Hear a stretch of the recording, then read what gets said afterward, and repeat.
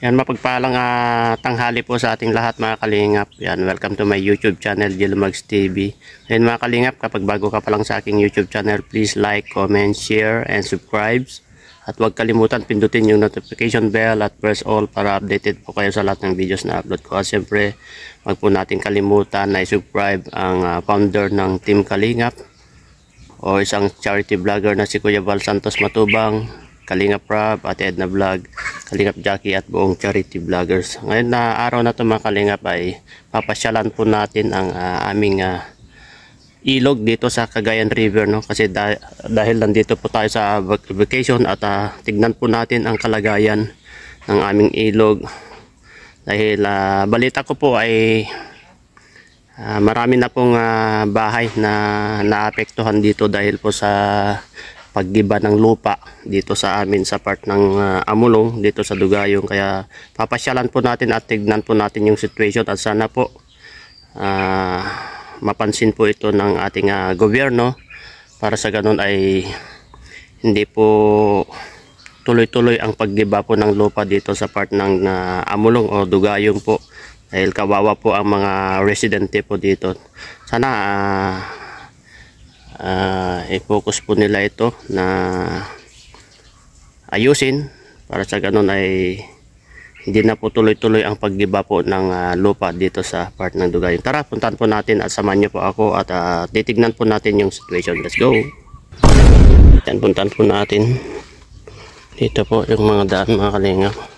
Yan. Ay, ito pala. Yan, ito po yung Cagayan River mga kalingap. Ito po yung ay, grabe. Grabe na pala ito, lab, oh. Oh, ito na pala yung baba po tayo. Oy. Tara, baba po tayo dito sa area mga kalingap. Ayan. Ayan, bababa po tayo. At ating yan. Yun. Kaya mo, lab? Ganito lang, oh. Ayoko bumaba, nakakatakot. Kaya mo yan. Yan. Baba ka, ganito position.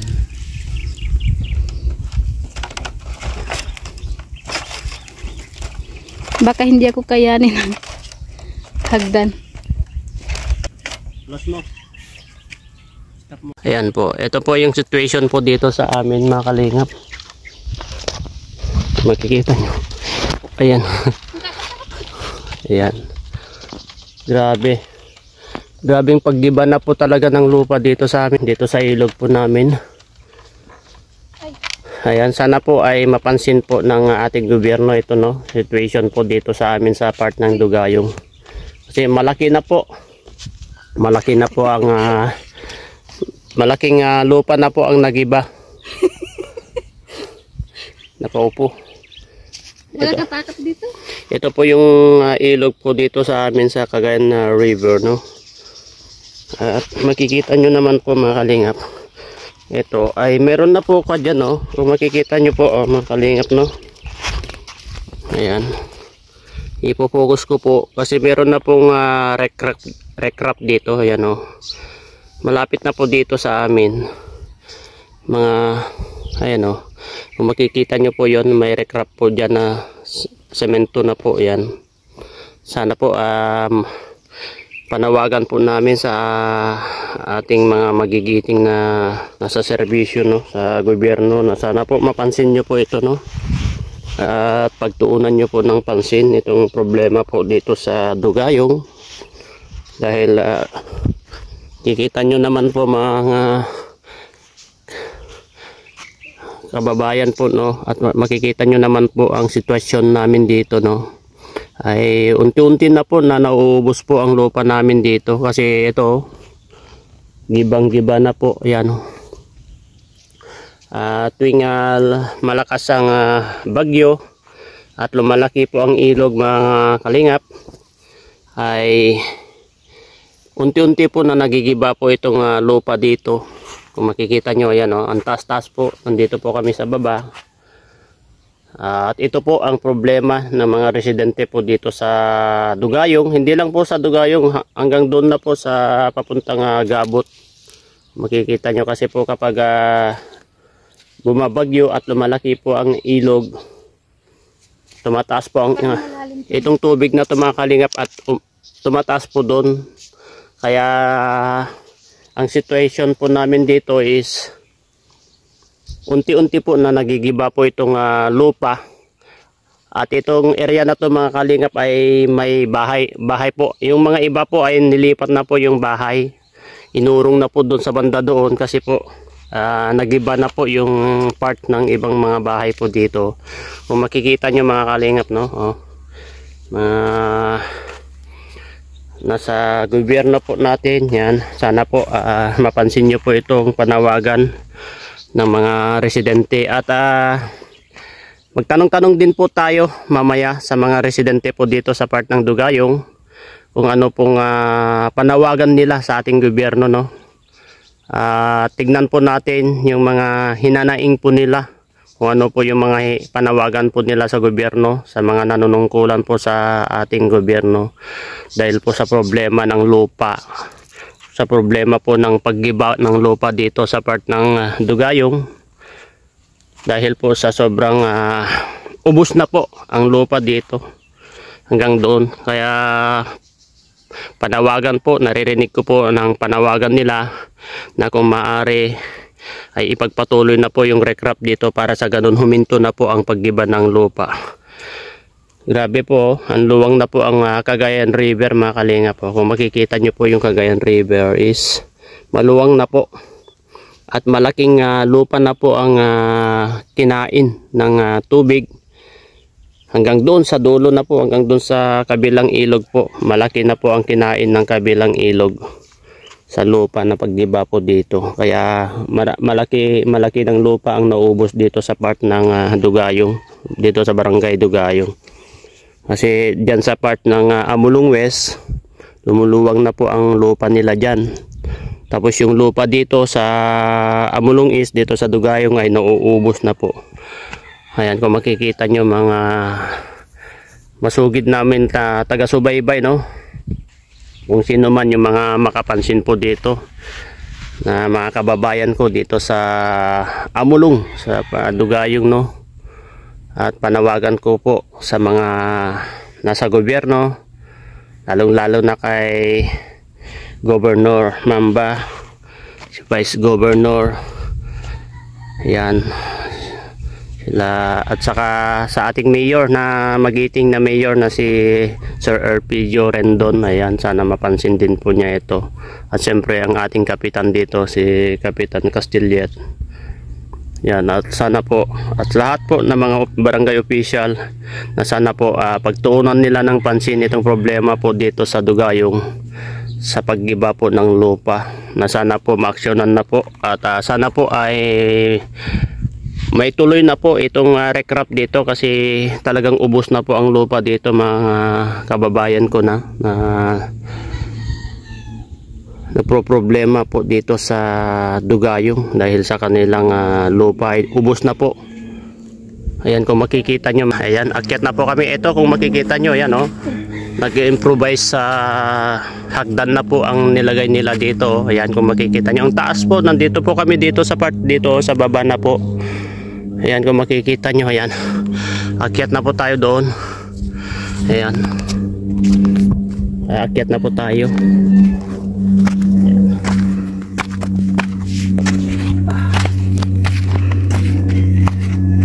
Akyat na po tayo.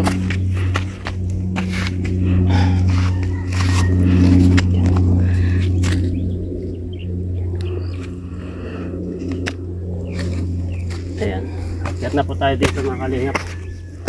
Uy, madulas.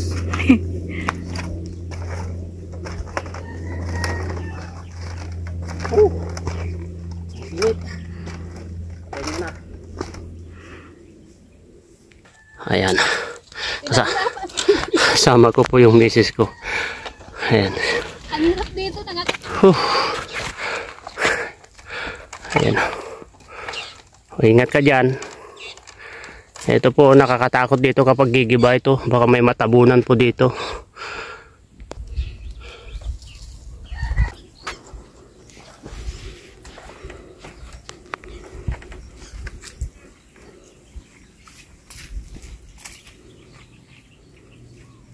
Grabe ang init. Akyat na po tayo. Ang init po mga kababayan ko. Init. Dito akyat tayo, tignan nyo itong improvise nila. Yan nakakatakot po ito umakyat baka malaglag ka. Kapag matanggal to, ewan ko lang. Dapat matibay yung hagdan. Grabe po mga kababayan ko. Nakakain yung ganito. Oo. Yan. Grabe pong situation po dito ng mga kababayan ko, kung makikita nyo. Yan wala na po. Ubos na po ang lupa dito sa amin. Tara. Magtanong-tanong po tayo kung ano pong panawagan ng mga taga rito po. Let's go! Ayan mga kababayan ko, puntaan po natin dito sa area dito kung saan po matapos na po ang recrop dito, no? Tingnan po natin yung ganda ng recrop dito.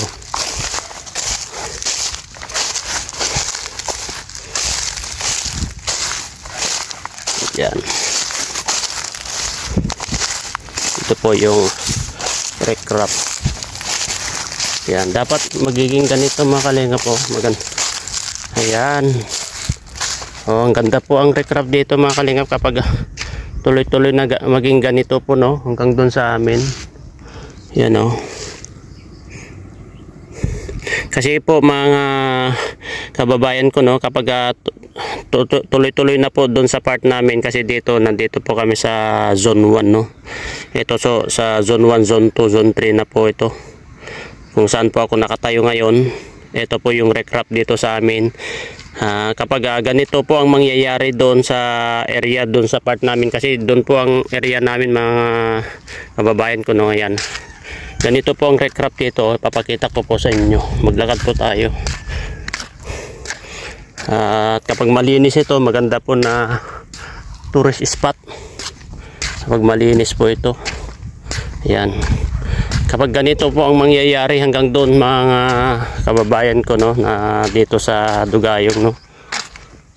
Kapag ganito mangyari ay maganda po at hindi na po magigiba yung lupa doon sa part ng Labben. Ayan, kung makikita nyo yung sa kabila, yan, backwit na po ito, backwit area po yan. At dito dapungan na sa part na yun. Ayan, ito po yung ginawa po nilang recrop dito sa part namin. Makikita nyo po. Ayan, pasyal ko po kayo hanggang doon sa dulo, kung hanggang huminto po ng kanilang pagtatrabaho, no. Yan. Diba ang ganda po dito kapag maging ganito po ito mga kalingap, hanggang doon sa amin ay safe na po yung lupa at hindi na po magigiba. Yan, diba?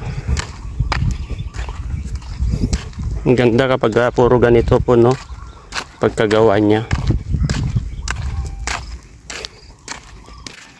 Ayan, dito po huminto yung last ng semento. Ayan, hanggang doon lang po. Doon, kung makikita nyo yung hindi pa po yung ayan, ayan kung makikita nyo yung nagbabangka po doon, yun po sa area na po namin yan. Yung area na yan, yan po yung area namin sa Dugayong, sa Labben. At andito po ako sa area ng recrop ngayon. Pinakita ko lang po kung hanggang saan po yung recrop na huminto. At kung makikita nyo yung bangka na yun, yun po yung area namin. At ubos na po yung lupa doon sa area. Kaya dapat magiging ganito rin po ang mangyayari hanggang doon po, para hindi na po gigiba yung lupa doon sa area namin. Ayan. Wala dyan, no? Ayan, balik na po tayo. At pinakita ko lang po yung area dito mga kababayan ko, no, para masaksihan nyo po yung area dito. Kung gaano po kaganda yung recraft na ginawa po nila dito sa Dugayong. At yun nga po, sana magiging ganito rin ang mangyari doon sa amin, sa part namin sa Labben. Kasi po, ubos na po ang lupa doon sa area namin. Unti-unti na pong nagigiba ang lupa doon. Kaya sana panawagan lang po namin sa mga nasa gobyerno po, mga magigiting na nasa gobyerno, na sana po maaksyonan po kaagad ang aming kahilingan, na sana po may ipagpatuloy na po ang recraft sa madaling panahon, kasi po ubos na po at may mga nagiba na po na bahay doon sa area namin. At sana po hindi na po madagdagan yung mga bahay na nagigiba po, no, dahil sa patuloy na paggiba po ng lupa. Sana po mapagtuunan nyo po ng pansin na sana po may pagpatuloy na muli ang pagpagawa po ng recraft dito sa part ng Dugayong. Maraming salamat at sana po mapansin nyo po ang panawagan ng mga residente po dito sa part ng Dugayong po. Salamat at mabuhay po kayong lahat. Panawagan nyo, panawagan nyo dyan sa recraft, sana maumpisan na sa madaling panahon, kasi kawawa yung taga rito na festival balayin, may gusti labbo na nagalo. Tagalogin mo. Mauubos na yung purok 5. Pag hindi pa naayos yung recraft. Wala na upaw. Wala na. Bahay.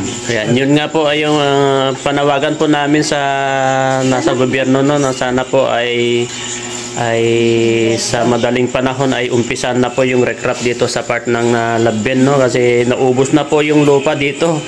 Unti-unti na po nagigiba yung mga bahay po dito. At sana po mapansin nyo po ito at unahin po ito na umpisan na po yung recraft po, no. Kasi